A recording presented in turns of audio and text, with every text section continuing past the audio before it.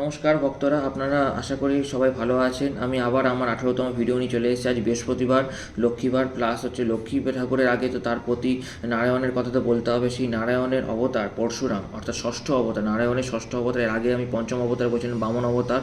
তারপরে আজ বলছি তার মানে নারায়ণের ষষ্ঠ অবতার ছিল পরশুরাম। পরশুরাম অবতারকে নিয়ে আমি চলে এসেছি। আর আমার ইউটিউব চ্যানেল আপনারা সবাই জানেন, চলো সবাই ধর্মের দিকে এগিয়ে যাই। এটা আমার 18 নম্বর ভিডিও। এই পরশুরামকে নিয়ে আলোচনা করার আগে আমি প্রথমে পিতামাতার আশীর্বাদ আর হচ্ছে আমার গুরুদেবের আশীর্বাদ নিয়ে শুরু করতে চলেছি। এই পরশুরাম কোথা থেকে এলেন, কেন এলেন, কিসের জন্য এলেন, নারায়ণ কেন এই রূপ ধারণ করেছে, সেই ব্যাপারে আমি আলোচনা করতে চলেছি। প্রথমে এই পরশুরাম ছিলেন হচ্ছেন মাতা রেণুকা আর পিতা ঋষি যমদগ্নির পুত্র। ঋষি যমদগ্নি আর মাতা রেণুকার আগে 3 পুত্র ছিল। পরে ঋষি পরশুরাম আসেন মাতা রেণুকার গর্ভে। কিসের জন্য আসেন? কারণ মাতা রেণুকা মহাদেব আর নারায়ণের হিসাবে মিলিত পুত্র তিনি চেয়েছিলেন। এর ফলে সেই হিন্দু পুরাণ অনুযায়ী সেটা তার তপস্যা সিদ্ধিলাভ পেয়েছিলেন। এমনকি গর্ভে তিনি পরশুরামকে ধারণ করেন, নারায়ণের ষষ্ঠ অবতার। পরশুরামের জন্ম হওয়ার পর পরশু নামটা তো পরে আসলো। প্রথমে তিনি চতুর্থ সন্তান যেহেতু পরশুরাম, সেই জন্য তাকে নাম দেওয়া হয়েছিল রাম। শুধু তার নাম ছিল রাম।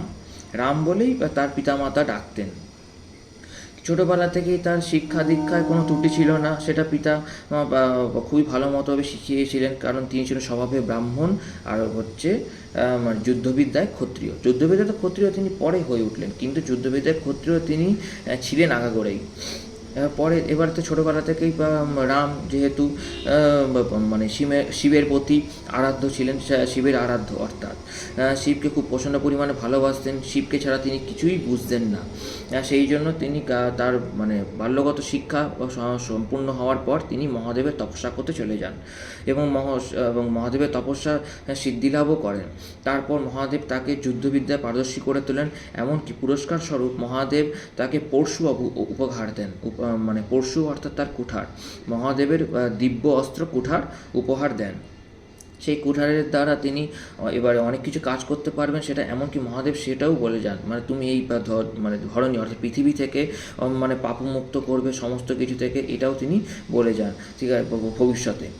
তারপরে মহাদেব তো চলে যান। তারপরে এবারে পরশুরাম যেহেতু পরশু ধারণ করার জন্য তার নাম হয়েছিল পরশুরাম।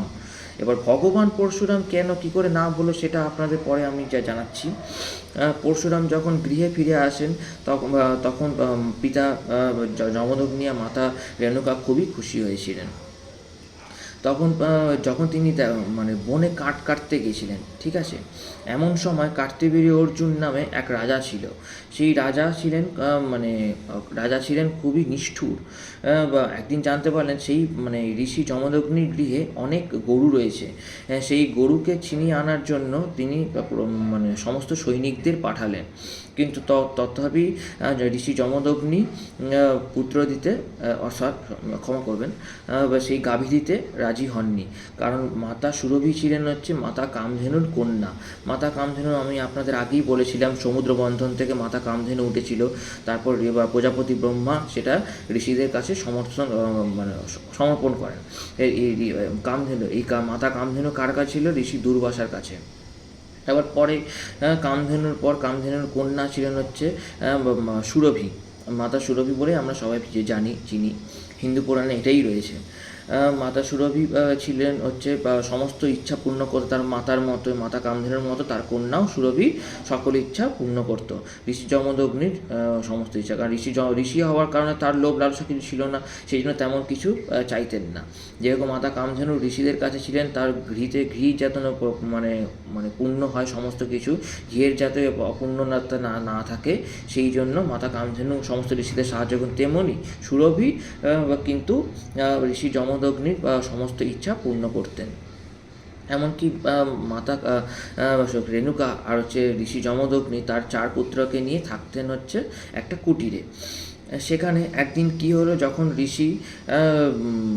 ঋষি বা যমদগ্নি যখন যজ্ঞে বসেন, তখন তিনি দেখেন যে তখন মাতা রেণুকা গঙ্গায় যান জল আনতে। কারণ ঋষি যেহেতু অর্থাৎ স্বামী যমদগ্নি তো যজ্ঞে মানে যজ্ঞ করবেন, সেই জন্য তো জলটা তা বাধা ধরায়।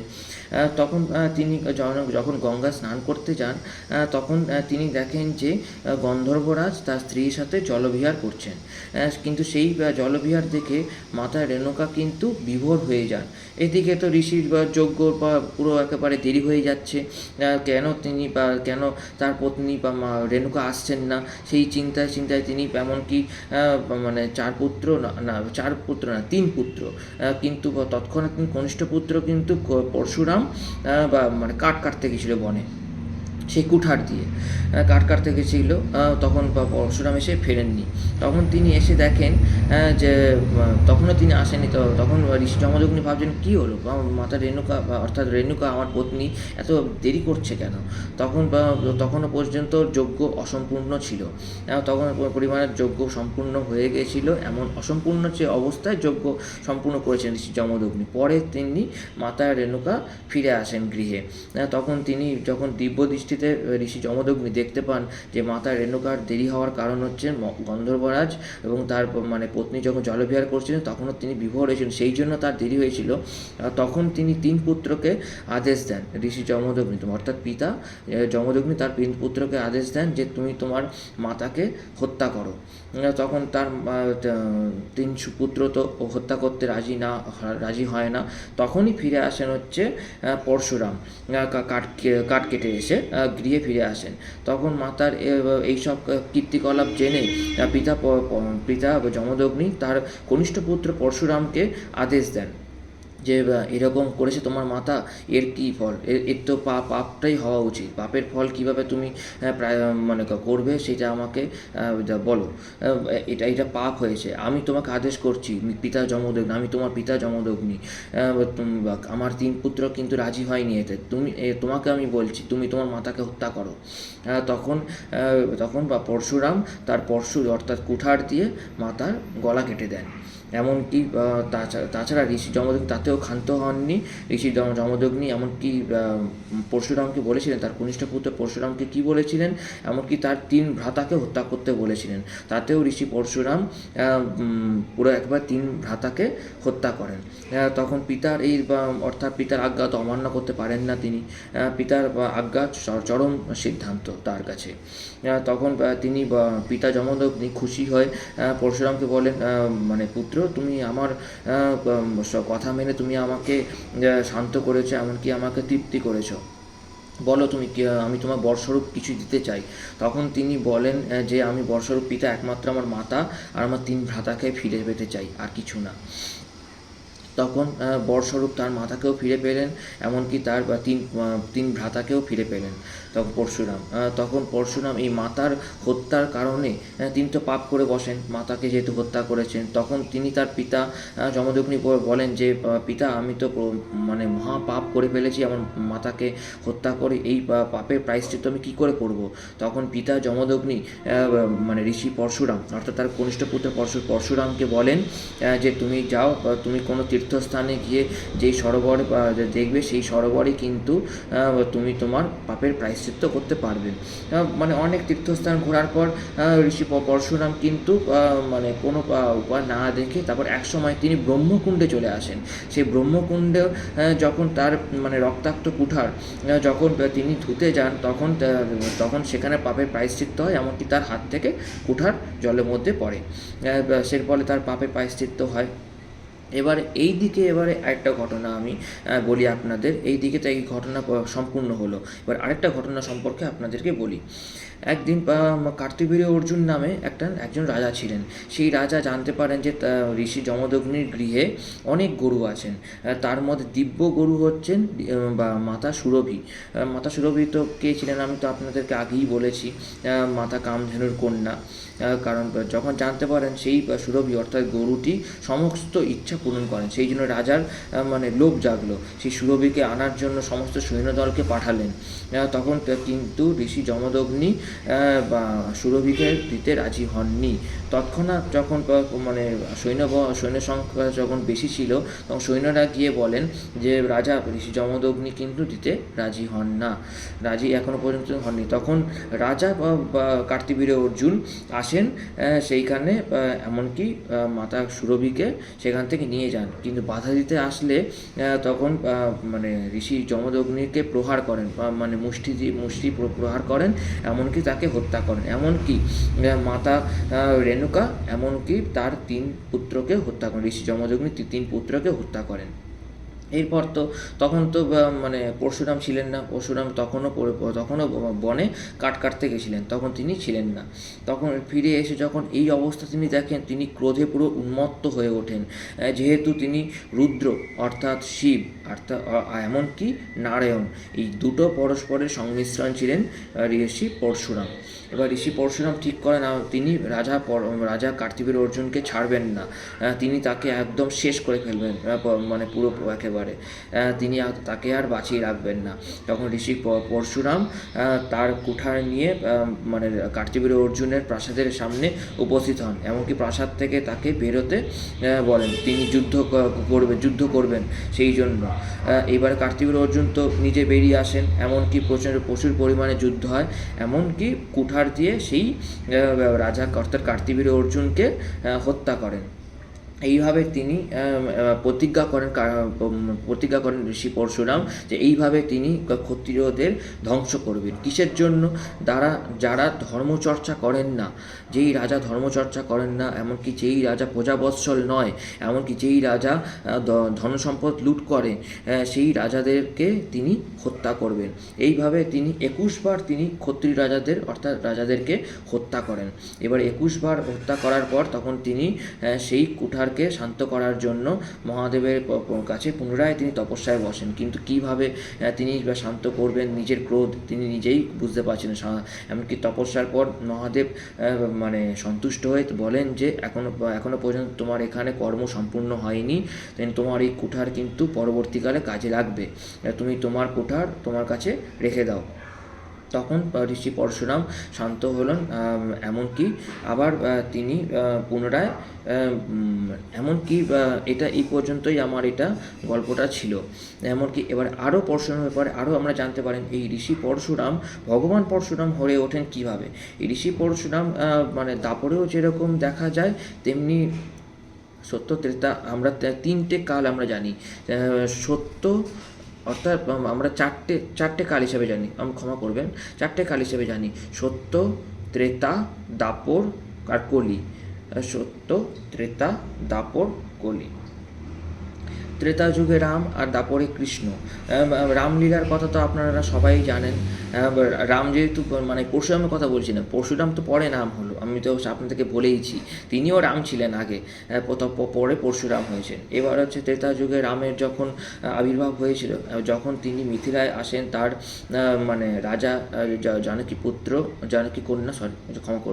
জানকী কন্যা সীতাকে বিবাহ করার জন্য, হরধনু ভাঙার জন্য, তখন ঋষি পরশুরাম সেখানে এসে উপস্থিত হন। এমনকি রাম সীতাকে বিবাহ করার জন্য উপস্থিত হন, অর্থাৎ মানে ঋষি বিশ্বামিত্র রামকে নিয়ে গেছিলেন সেখানে সীতাকে হরধনু ভাঙার জন্য, সীতাকে বিবাহ করার জন্য। এমনকি হরধনু তিনি ভঙ্গও করেন এবং সীতাকে তিনি বিবাহ করেন। তখন পরশুরাম এসে উপস্থিত হন, এমনকি রামকেও যুদ্ধের জন্য মানে আদেশ করেন। কিন্তু পরে তিনি জানতে পারলেন যে সেই রাম কিন্তু তারই মতো নারায়ণের আরও একটি অবতার। শেষ পর্যন্ত এটাই জানা যায় রামায়ণ হিসাবে। কিন্তু মহাভারতে আমরা জানতে পারি, মহাভারতে তার ঋষি পরশুরামকে দেখা যায়। মহাভারতে ঋষি পরশুরামকে কিসের জন্য দেখা যায়? মহাভারতে পিতামহ ভীষ্ম, দ্রোণ আর কর্ণ এমনকি রুক্মির গুরু ছিলেন ঋষি পরশুরাম। এভাবে তো ঋষি পরশুরাম আস্তে আস্তে ভগবান হয়ে ওঠেন, সেই জন্য আস্তে আস্তে সবাই তাকে ভগবান পরশুরাম নামে চিহ্নিত করেন। এমন সময় যখন মানে আমরা মহাভারতে আমরা জানতে পারি যে মাতা অম্বা যখন ভগবান পরশুরামের কাছে আসেন, তিনি এর সমস্ত কিছু ভীষ্মের ব্যাপারে বলেন যে তিনি মাতা অম্বা তিনি অন্য কাউকে ভালোবাসেন, কিন্তু অম্বালিকাকে ইচ্ছাকৃতভাবে তাকে মানে যুদ্ধ পরাজিত করে তাদের মানে অর্থাৎ ভীষ্ম তাদের নগরকে পরাজিত করে 3 কন্যাকে নিয়ে আসেন বিবাহ করার জন্য। অম্বালিকা তো আসেন ঠিকই, কিন্তু অম্বা চান না, কারণ অম্বা তো অন্যজনকে ভালোবাসেন, সেই জন্য অম্বা বিবাহ করতে রাজি হন না। কিন্তু শেষ পর্যন্ত যখন ভীষ্ম যখন মানে সেই মানে যেই রাজার কন্যা অর্থাৎ অম্বিকা আর অম্বালিকা যে ছিলেন, সেই 3 কন্যা পিতা কে ছিলেন সেটা আমি আপাতত এখন আমি আপনাদের বলতে পারছি না। মহাভারতে যতটুকু আমি জানি ততটুকু আমি আপনাদের এখন বলছি। যখন মানে ভীষ্ম পুরো মানে ধৃতরাষ্ট্রের জন্য নিয়ে আসেন তাদেরকে, ধৃতরাষ্ট্রের জন্য বা নিয়ে আসা না, ক্ষমা করবেন, ধৃতরাষ্ট্রের জন্য নয়, আমি পরে আপনাদেরকে বলবো। অম্বালিকাকে নিয়ে আসেন, কিন্তু অম্বাকে মানে অম্বা কিন্তু আসতে চাননি। অম্বা তার প্রেমিকের কাছে ফিরে গিয়েছিলেন। এমনকি অম্বালিকা চলে আসেন ভীষ্মের সাথে, কিন্তু অম্বা চলে যান ভগবান পরশুরামের কাছে। দেখুন আপনার শিষ্য কি করেছে, আমি অন্যজনকে ভালোবাসি, সেই জন্য আপনার শিষ্য মানে আমাকে এইভাবে অপমান করেছে, লাঞ্ছনা করেছে, আপনি এর জন্য ভগবান পরশুরাম কিছু করবেন না। তখন ভগবান পরশুরাম বাস করতেন হচ্ছেন মহেন্দ্র পর্বতে। মনে রাখবেন, মহেন্দ্র পর্বতে আজও তিনি কিন্তু জীবিত আছেন, যেহেতু মহাদেবের আশীর্বাদ আছেন। 8 জন আমাদের মৃত্যুঞ্জয়ের মধ্যে একজন হলেন হচ্ছেন ঋষি, অর্থাৎ ভগবান পরশুরাম। তখন মানে পিতামহ ভীষ্মের এইসব অর্থাৎ ভীষ্মের এইসব কথা শুনে তখন মানে ভগবান পরশুরাম ভীষ্মের সাথে প্রচুর পরিমাণে যুদ্ধ করেন। যুদ্ধ করার আগে ভগবান পরশুরাম তার শিষ্য ভীষ্মকে বলেছিলেন তুমি অম্বাকে গ্রহণ করো, কিন্তু ভীষ্ম তো বলেন গুরুদেব আমি নিজের হাত কেটে প্রতিশ্রুতিবদ্ধ যে আমি সারা জীবন মানে কোনো মানে বিবাহ করব না, সারা জীবন আমি কুমার থাকবো, কোনোদিন আমি আমার সমস্ত ইচ্ছা আমার কর্তব্য সমস্ত কিছু আমি হস্তিনাপুরের দখলে করে রেখেছি, আমি কোনোদিনও রাজা হব না, আমি বিবাহ করবো না, আমি সেই প্রতিশ্রুতিবদ্ধ। তখন ভগবান পরশুরাম প্রচুর পরিমাণে ক্রুদ্ধ হন অম্বাকে না গ্রহণ করার জন্য। এবারে পিতামহ ভীষ্মের সাথে তার গুরুদেব ভগবান পরশুরামের প্রচুর পরিমাণে যুদ্ধ হয়। 23 দিন ধরে টানা যুদ্ধ হয় তাদের দুজনের মধ্যে। এবার 24তম যুদ্ধে যখন মানে গুরুদেব অর্থাৎ ভগবান পরশুরামকে শান্ত করতে পারছেন না, তখন গঙ্গা সেখানে এসে উপস্থিত হন, কিন্তু গঙ্গা থামাতে পারেননি। 24তম যুদ্ধে পিতামহ ভীষ্ম অর্থাৎ শিষ্য ভগবান পরশুরামের শিষ্য ভীষ্ম মানে তীরের দ্বারা একটা মানে দিব্য অস্ত্রের মানে আহ্বান করেন। সেই দিব্য অস্ত্রের প্রহার কিন্তু মানে অবাঞ্ছনীয় মানে প্রহার করা অনুচিত ছিল, কিন্তু বাধ্য হয়ে ভীষ্ম কিন্তু মানে প্রহার করতে বাধ্য হয়েছিল সেই গুরুদেবের প্রতি। কিন্তু তখন ত্রিদেব সেখানে এসে উপস্থিত হন, ব্রহ্মা, বিষ্ণু আর মহেশ্বর। সেই যুদ্ধর মধ্যে সেই পিতা অর্থাৎ ভগবান পরশুরাম আর ভীষ্ম মধ্যে যুদ্ধ আটকে দেন সেই 24তম যুদ্ধে। এই ছিল আজকে আমার এই পৌরাণিক কাহিনী। আপনারা তাহলে সবাই জানতে পারলেন যে রামায়ণের সময় ভগবান পরশুরামের অস্তিত্ব ছিল, এমনকি মহাভারতের সময় পরশুরামের অস্তিত্ব ছিল। এইটাই ছিল আজকে আমার এই পরশুরামের কাহিনী। মানে এরপরে আবার বৃহস্পতিবার আমি আবার আরেক অবতার নিয়ে চলে আসবো, তার পরবর্তী অবতারকে নিয়ে বৃহস্পতিবার দিন চলে আসবো। আপনারা সবাই থাকবেন আমার ইউটিউব চ্যানেল। আমার চলো সবাই ধর্মের দিকে এগিয়ে যাই, এটাই ছিল আমার ইউটিউব চ্যানেল। যদি ভালো লাগে আমার এই পৌরাণিক কাহিনী পরশুরাম সম্পর্কে ভগবান পরশুরামকে নিয়ে লাইক, কমেন্ট, শেয়ার অবশ্যই সাবস্ক্রাইব করবেন, এমনকি বেল আইকন টিপতে ভুলবেন না। আজকে আমি এখানেই শেষ করতে চলছি না, দাঁড়ান, আমি এই ভিডিও শেষ করার আগে আজ বৃহস্পতিবার যেহেতু আগে তো প্রথমে মাতা লক্ষ্মীকে প্রণাম মন্ত্র বলার আগে আমি ভগবান নারায়ণকে আমি প্রণাম করতে চাই, প্রণাম মন্ত্র বলতে চাই। ওম নমস্তে ব্রহ্মরূপায় বিষ্ণুরূপায় তে নমস্তে রুদ্ররূপায় কৈরূপায় নমঃ বিষ্ণুরূপস্বরূপায় নমস্তে ব্রহ্মচারিণী ভক্তপ্রিয়ায় দেবায় নমস্তে। ওম নমস্তভ্যম বিনায়ক। এটা ছিল প্রথম পূজ্য গণেশের মন্ত্র। কারণ প্রথমেই কারোর মন্ত্র পড়ার আগে তো প্রথম পূজ্য গণেশজিকে প্রণাম করতেই হবে। প্রথম পূজ্য গণেশজিকে প্রণাম না করা পর্যন্ত তো কোনো মানে অশুভ কাজ তো সম্পূর্ণ হয় না। আপনারা সবাই জানেন, যেহেতু প্রথম পূজ্য কেন, কিসের জন্য, সমস্ত কিছু আপনাদেরকে আগেই ইউটিউবে আমি বলে রেখেছি, আপনারা অবশ্যই দেখে নেবেন। এবারে আমি নারায়ণের প্রণাম মন্ত্র বলছি। ওম নমো ব্রহ্মণ্যদেবায় গো ব্রাহ্মণ্যহিতায় জগদ্ধিতায় কৃষ্ণায় গোবিন্দায় নমো নমো। ওম নমঃ বাসুদেবায়, ওম নমঃ বাসুদেবায়, ওম নমঃ বাসুদেবায়, ওম নমঃ বাসুদেবায়, ওম নমঃ বাসুদেবায়। আর আমি আগের ভিডিওতে আপনাদেরকে বলেইছিলাম, নারায়ণ কোথায় স্নান করেন? রামেশ্বরমে স্নান করেন, বদ্রীনাথে রোদ পোহায়। এমনকি যখন খুব খিদা পায় তখন নারায়ণ চলে আসেন হচ্ছেন পুরীতে সেই 56 ভোগ গ্রহণ করতে। এমনকি শয়ন করতে চলে যান কোথায়? সেই দ্বারকাতে। কারণ আমরা সবাই দেখেছি দ্বারকায় তিনি মানে নিদ্রাচ্ছন্ন অবস্থায় আছে, মানে আলতো চোখ অবস্থায় তিনি খোলা রাখেন, কারণ তিনি সেখানে ঘুমান, অর্থাৎ নারায়ণ তিনি সেখানে ঘুমান। এমনকি তিনি দ্বারকাধীশ নামেও পরিচিত সেখানে। এবারে আমার মানে পতির মন্ত্র তো হয়ে গেল, নারায়ণের মন্ত্র। এবারে মাতা লক্ষ্মীর মন্ত্র দিয়ে আমি আজ আমার এই ভিডিও শেষ করতে চলেছি।